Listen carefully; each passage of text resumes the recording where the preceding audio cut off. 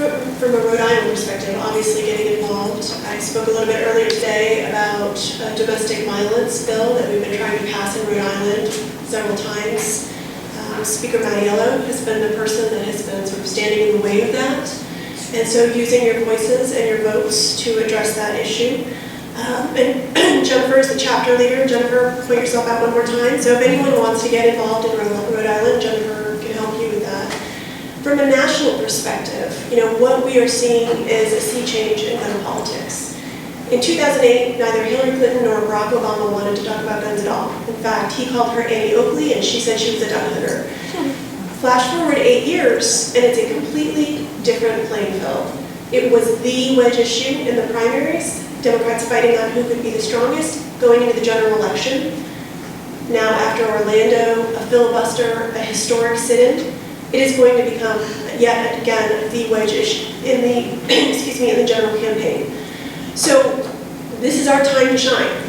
We have got to keep up the pressure. Hopefully you've seen some of the work we've been doing. We had all over the country, we had more than 50 sit-ins locally to support the recent sit-in. And Disarm Hate is a hashtag that we've been using. And we're getting ready now. Congress will come back July 5th through the 15th. And we are in close contact with members of the House, members of the Senate. We have some things planned. We're going to keep the pressure up and keep this at the front of the national conversation so that through November, we have momentum going into the election. Hopefully, we will elect a gun sense champion as president.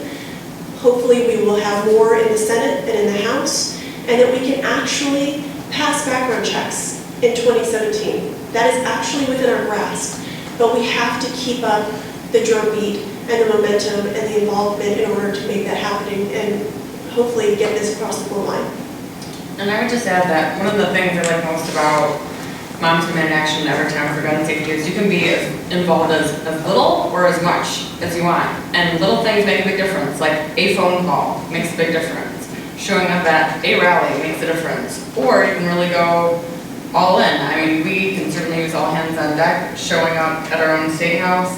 And so I think there's some sign-up sheets. We've got Jen here. She's everywhere. I'm here. I'm happy to answer questions. But, join us, and now's the time.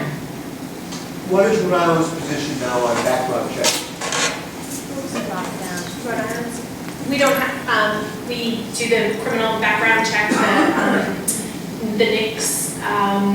We don't have the loophole for the gun show, so Rhode Island is actually has some of the more restrictive gun laws.